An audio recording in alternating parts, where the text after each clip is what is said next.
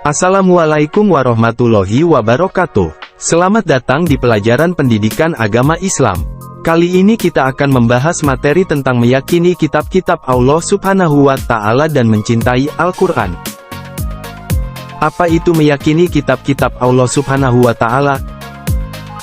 Iman kepada kitab-kitab Allah Subhanahu wa Ta'ala berarti percaya dan yakin dengan sepenuh hati bahwa Allah Subhanahu wa Ta'ala telah menurunkan kitab-kitabnya kepada para rasulnya.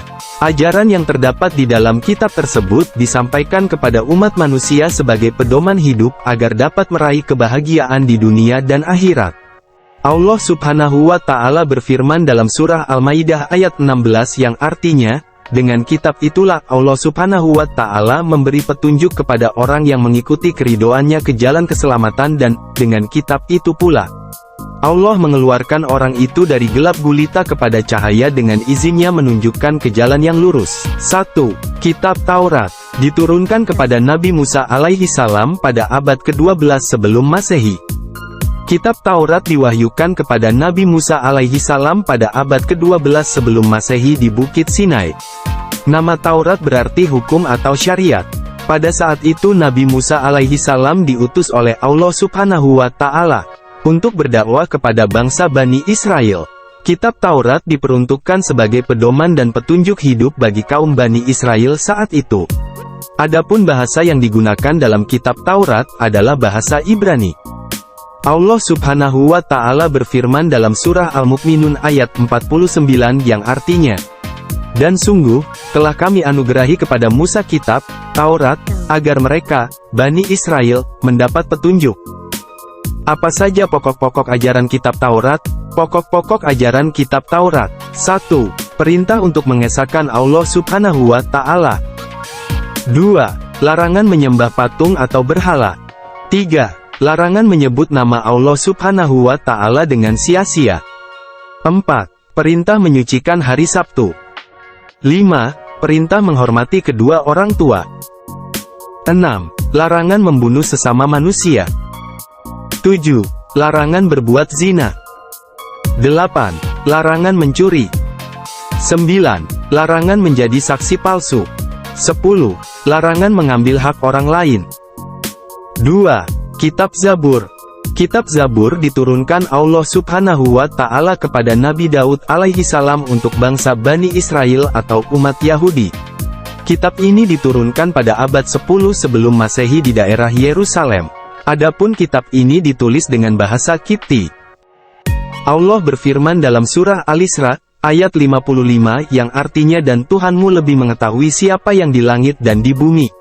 Dan sungguh, kami telah memberikan kelebihan kepada sebagian nabi-nabi atas sebagian yang lain, dan kami berikan Zabur kepada Daud. 3. Kitab Injil.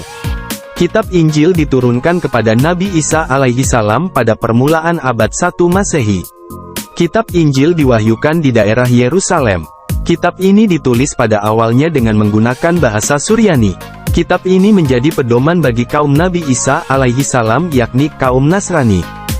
Allah Subhanahu wa Ta'ala berfirman dalam surat Maryam ayat 30 yang artinya, Dia, Isa, berkata, sesungguhnya aku hamba Allah, Dia memberiku kitab, Injil, dan Dia menjadikan aku seorang nabi.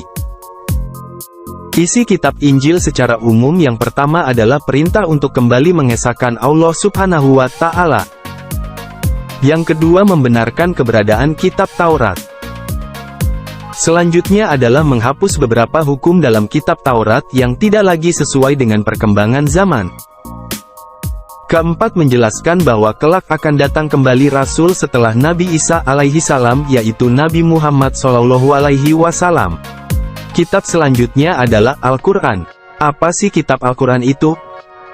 Kitab Al-Quran adalah kitab yang diturunkan Allah Subhanahu wa Ta'ala kepada Nabi dan Rasul yang terakhir, yaitu Nabi Muhammad sallallahu alaihi wasallam. Kitab suci Al-Quran diturunkan Allah Subhanahu wa Ta'ala sebagai penyempurna dan membenarkan kitab-kitab sebelumnya. Wahyu pertama diturunkan di Gua Hira. Setelah itu, turunlah wahyu-wahyu berikutnya sampai seluruhnya diturunkan oleh Allah Subhanahu wa Ta'ala. Allah Subhanahu wa Ta'ala berfirman dalam surat Ali Imran ayat 3. Yang artinya, Dia menurunkan kitab Al-Quran kepadamu, Muhammad, yang mengandung kebenaran, membenarkan kitab-kitab sebelumnya, dan menurunkan Taurat dan Injil. Pokok-pokok ajaran Al-Quran. Pokok ajaran Al-Quran yang pertama adalah akidah atau keyakinan. Akidah adalah hal-hal yang berkaitan dengan keyakinan, seperti mengesahkan Allah Subhanahu wa Ta'ala dan meyakini malaikat-malaikat Allah. Yang kedua ada akhlak atau budi pekerti. Apa sih akhlak itu? Yaitu berkaitan dengan pembinaan akhlak mulia dan menghindari akhlak tercela. Yang ketiga adalah ibadah, yaitu berkaitan dengan tata cara beribadah seperti sholat, zakat dan ibadah lainnya. 4. Muamalah. Muamalah berkaitan dengan tata cara berhubungan kepada sesama manusia. Yang terakhir ada tarikh atau sejarah, yaitu kisah-kisah orang-orang dan umat terdahulu. Perbedaan kitab dan suhuf. Wahyu-wahyu Allah Subhanahu wa Ta'ala yang diterima oleh para rasul dalam perkembangannya ada yang dibukukan berbentuk kitab, dan ada yang tidak dibukukan atau berbentuk suhuf, yaitu lembaran-lembaran terpisah. Namun, keduanya sama-sama diberikan kepada para nabi dan rasul. Kitab dan suhuf mempunyai persamaan dan juga perbedaan. Persamaannya adalah kedua sama-sama firman Allah Subhanahu wa Ta'ala yang diturunkan kepada para rasulnya. Adapun perbedaan antara kitab dan suhuf yaitu isi kitab lebih lengkap daripada isi suhuf, bentuk dari kitab sudah dibukukan. Sedangkan suhuf masih berbentuk lembaran-lembaran yang terpisah, kitab biasanya berlaku lebih lama daripada suhuf.